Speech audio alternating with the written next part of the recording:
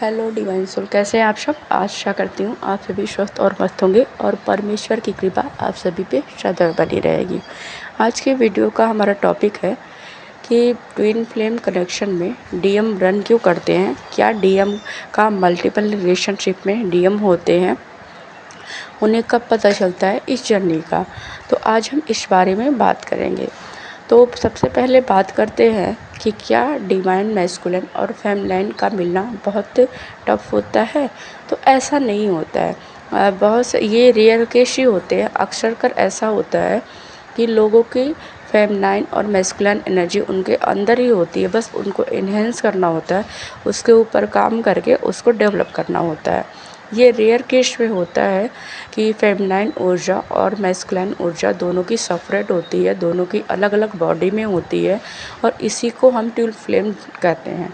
Twin flame मतलब एक जुड़वा लव है जो एक बॉडी में भी हो सकती है और दो अलग अलग बॉडी में भी सेपरेट की जाती है, क्योंकि उनकी ऊर्जा बहुत ज़्यादा होती है। वो बहुत ऊर्जात्मक सोल जो होते हैं, जो एक कहते हैं ना कि जो लाखों में एक आते हैं, उन्हें ट्विन फ्लेम कहा जाता है। और उन फ्लेम को इसलिए सेपरेट किया जाता है क्योंकि वो बहुत ताकतवर होते हैं, वो कहीं भी कुछ कर निकले होते हैं, उनकी फ्लेम बहुत ऊर्जावान होती है। तो उन्हें दो जगहों पे काम करने के लिए अलग अलग रूप में अलग अलग बॉडी में भेजा जाता है। तो आइए हम टॉपिक पे चलते हैं। जैसे डिवाइन मैस्कुलिन हमेशा इस कनेक्शन से रन क्यों करते हैं।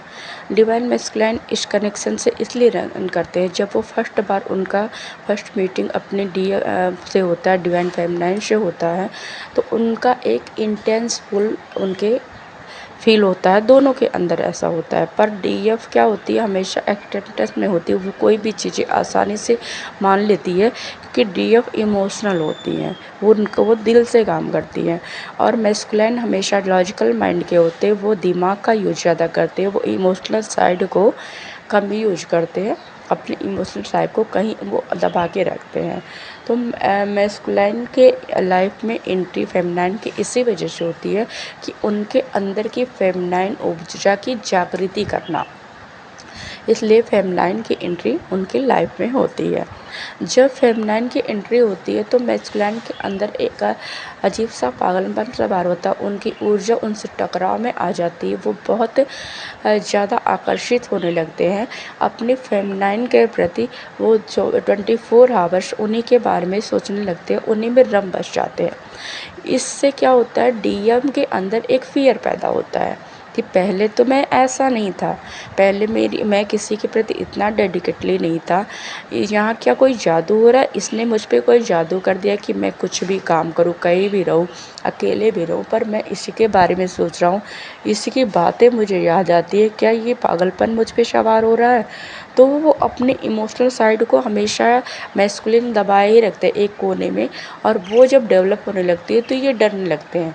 इनको लगता है कि ये मेरे साथ क्या हो रहा है, क्या मैं कहीं वीक तो नहीं पड़ रहा हूँ, मैं इस पर्सन के आने की वजह से मैं अपना रियल साइड खो रहा हूँ, जो मतलब पहले 3D में था, मेटेरियलिस्टिक दुनिया में रह के डीएम का जो पहले से ऑरा बना होता है वो कहीं ना कहीं बदलने लगता है। इस वजह से वो फियर में आ जाते हैं, इस वजह से इस कनेक्शन से वो भागने लगते हैं, उस पर्सन से भागने लगते हैं, यानी कि डिवाइन फेमिनिन से भागने लगते हैं। वो उनसे दूर रहने की कोशिश करते हैं, हमेशा उनसे भागने की कोशिश करते हैं। फेमिनिन बहुत जल्दी चीज़ों को एक्सेप्ट कर लेती है, तो इसलिए वो तो इस कनेक्शन को एक्सेप्ट कर लेती है, वो अब जल्दी ही प्यार में पड़ जाती हैं। प्यार में दोनों ही पड़ते हैं, पर ये मैस्कुलिन हमेशा रेजिस्ट करते हैं और फेमिनिन उसे एक्सेप्ट करती है। जब ऐसा होता है कि वो डिसबैलेंस एक तरह से डीएम अपने आप को पाते हैं, तो वो भागने लगते हैं, फेमिनिन वहाँ दुख दर्द में आ जाती है।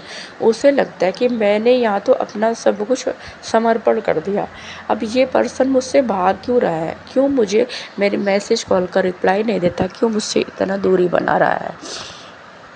तो इस वजह से वो हमेशा दर्द में जाती है, हमेशा अपने आप को कोसती रहती है, डिवाइन को कोसती रहती है, अपने कनेक्शन को कोसती रहती है कि क्या मेरे ही प्यार में कोई कमी रह गई है, क्या मैंने इससे सच्चा प्यार नहीं किया, क्या ये और किसी के कनेक्शन में है। तो डीएम, ये तो सच बात है, डीएम मल्टीपल कनेक्शन में हमेशा पहले रहते ही हैं, और सभी नहीं, कुछ रहते हैं, कुछ का कनेक्शन एक आध होता है पर कुछ का मल्टीपल होता है। वजह ये क्या होती है, क्योंकि डीएम को कभी ना तो किसी से प्यार मिला होता है, ना डीएम ने हमेशा मतलब इस 3D के लाइफ की सब मटेरियल दुनिया की निगेटिव साइड ही देखी होती है। उन्हें कभी किसी से प्यार नहीं मिला होता, चाहे अपनी फैमिली से, माँ बाप से बोलें, या तो अपने आसपास उन्होंने प्यार का मतलब ही नहीं जाना होता है।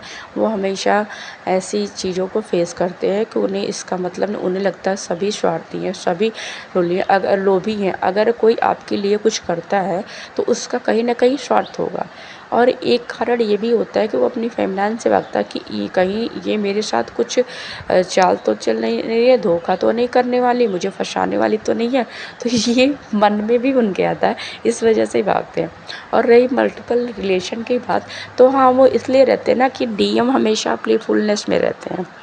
उनको लगता है कि कोई कनेक्शन सच्चा नहीं, कोई ऐसा नहीं है, तो हम क्यों ना इंजॉय करें अपनी लाइफ को, और जब तक हम मस्ती में रहें, किसी से क्यों इतना इंटेंस फील करना, किसी के साथ क्यों इमोशनल होना। तो इसलिए वो जिसे भी देखते हैं, जिसकी तरफ भी थोड़ी अट्रैक्शन होती है, वो आकर्षित होते हैं और उनके वो मस्ती करते हैं, बातें करते हैं, अपने झूठे वादे करते, झूठी बातें करते, टाइम पास करते हैं। तो इसलिए मल्टीपल कलेक्शन में वो आ जाते हैं। कई कई बार ऐसा होता है कि यही खेल उनके ऊपर भारी पड़ जाता है।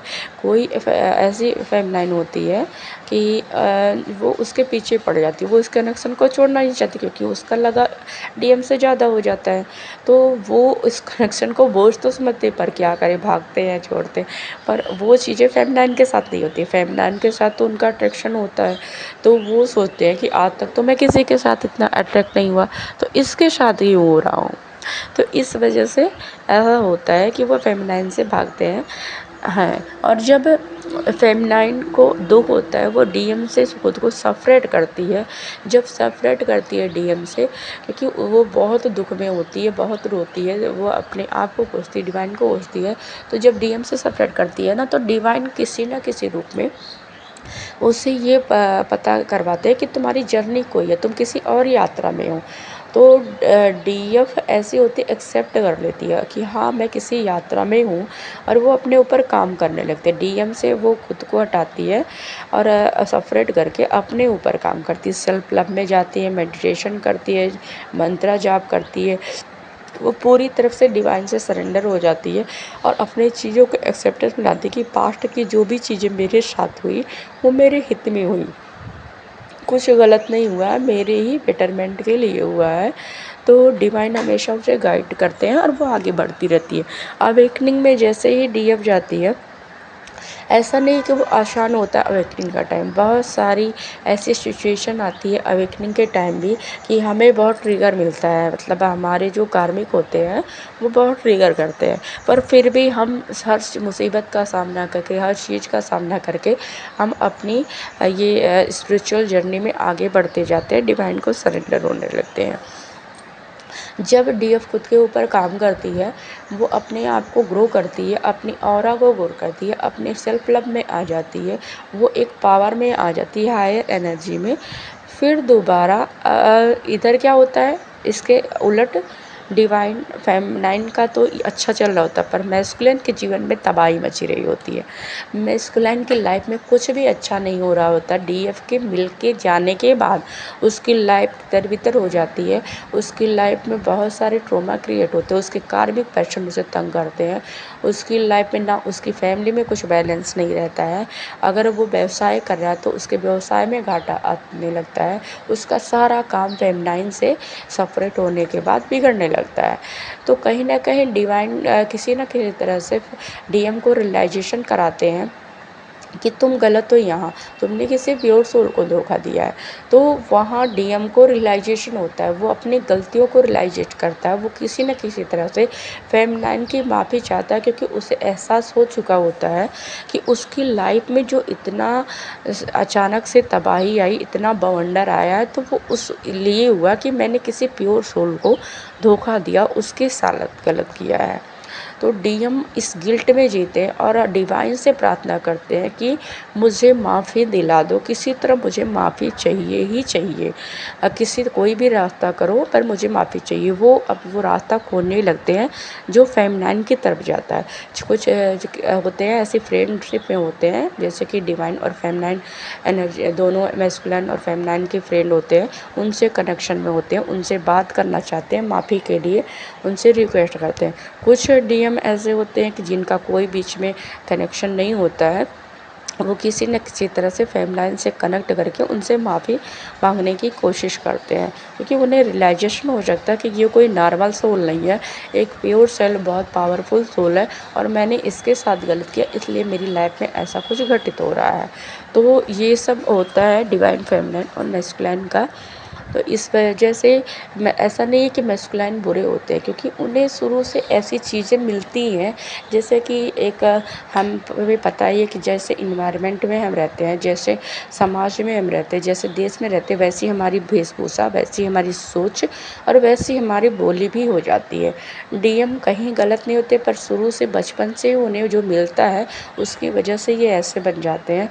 और फेमनाइन की एंट्री उसकी लाइफ में इसीलिए होती है कि उससे सच, वो अपने रूप वो बदले, उसे दुनिया का जो रूप देखा वो सही नहीं है। कुछ निस्वार्थी लोग भी इस दुनिया में हैं, कुछ ऐसे लोग भी हैं जो बिना मतलब के प्रेम करते हैं, और इन दोनों के बैलेंस की वजह से दोनों का मिलन होता है। तो thank U L and love you. अगर आपकी कोई और भी क्वेरी हुई तो आप कमेंट बॉक्स में प्लीज़ लिखें, और मैं उस टॉपिक पे कोशिश करूँगी आपको सही गाइडेंस करने की और सच सामने आपके लाने की। तो आप अपने कमेंट बॉक्स में लिखें, और ज़्यादा से ज़्यादा लाइक और चैनल को सब्सक्राइब करें, ताकि ये सच लोगों तक पहुंच सके, लोग अवेयर हो सके, लोगों के मन में जो भ्रम अपने मैस्कुलाइन के प्रति रहता है, जो गुस्सा रहता है, जो द्वेष रहता है, क्योंकि फेमिनाइन को भी नहीं पहले पता होता ना कि हमारी लाइफ में ऐसा कुछ घटित क्यों हो रहा है। वो अक्सर कर बहुत सारी फेमिनाइन ऐसी हैं कि बहुत ज़्यादा साल हो जाता है इस रिलेशन से सेपरेट होने में, फिर भी वो मैस्कुलाइन एनर्जी को हमेशा दोष देती है। तो मैं आपको बता दूं कि किसी का इसमें कोई गलती नहीं होता है, ये हमें बैलेंस करने के लिए होता है, हमारी दोनों एनर्जी को बैलेंस करने के लिए होता है। और जब ये टोटली डिवाइन गाइड कनेक्शन है, तो हमारा इसमें कोई रोल नहीं है। डिवाइन हमें जिस तरफ ले जाते हैं हम उस तरफ जाते हैं, और हमारा मिलना डीएम से कोई इत्तेफाक नहीं होता है, वो डिवाइन प्लानिंग ही होती है। तो आपको ये सरेंडर भाव में रहना चाहिए कि जो भी हमारी लाइफ में घटित होता है उसमें किसी का कोई रोल नहीं, हम एक रोल प्ले कर रहे हैं। वो कैरेक्टर, वो डायरेक्टर उसका हमारा परमेश्वर है, उन्होंने सारा कैरेक्टर लिखा हुआ है, और बस हम रोल कर रहे हैं। तो किसी के लिए भी कोई मन में गलत भावना नहीं रखनी चाहिए, किसी को गाली नहीं देनी चाहिए, किसी को गलत नहीं बोलना चाहिए।